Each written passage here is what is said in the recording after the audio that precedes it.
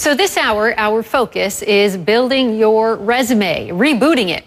People are getting creative with more competition out there, of course. So how do you get your foot in the door without having to send your resume attached to a shoe?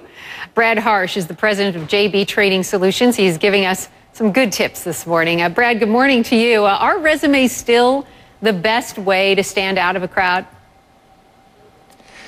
You know, believe it or not, they still are. There are a lot of other techniques, but ultimately, as a recruiting director, and I used to be one, you need to get a snapshot of a candidate in some way, shape, or form in an effort to figure out if they're going to be the right person for the job. So that 1 or 2 sheets of paper that comprises the resume, still the best way to go. I know you have shared with us some common mistakes that people make when writing that resume. The first one you say is that people write job description resumes as opposed to accomplishment resumes. What do you mean?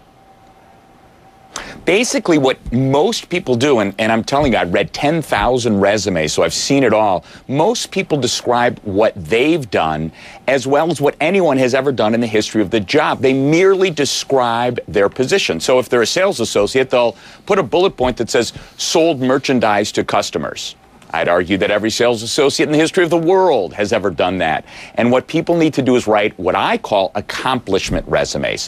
What did they do that was specific? What did they do that was different, that was unique? What is quantifiable about what they actually accomplished? Another mistake that you say some people make is writing resumes that are too long, too detailed, maybe too personal. But, you know, how do you fit 20-plus years of experience if you have it into 1 or 2 pages?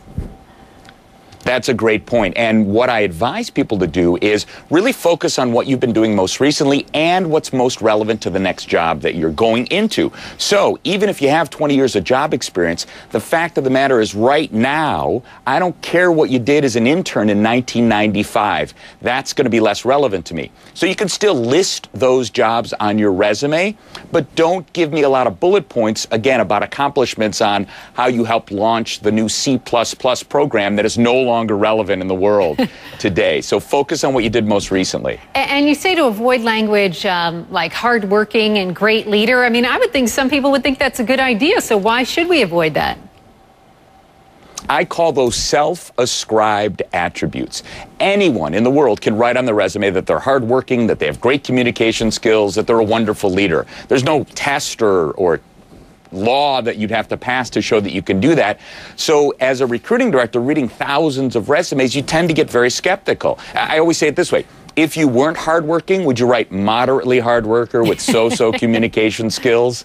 So anyone can write that stuff. I don't believe it. I want to see it proven. And what I tell people is, if you're a great communicator, write great communication skills, having delivered more than 60 presentations to audiences as large as 1,000 people. So you can put those on there. Just prove it to me. Got it. Now, LinkedIn published a list of the most overused resume words.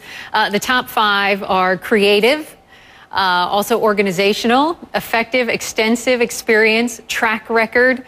I mean, do recruiters look out for these words? Do they look out for things that might grab their attention? They do look for things that grab their attention, but as you just heard, those are so overused that they no longer have much application or interest for recruiting directors. So again, you can put those things on there, but then show me in the context of the resume, show me in your bullet points, show me perhaps in your summary why you have those skills, what your proven track record is. Don't just write proven track record of success, because that means nothing. Those become vapid words with no meaning. Brad, thank you very much. Listen, I hope anybody watching today was taking good notes there for all your tips, and hopefully they'll find themselves a job. Thank you. Thank you.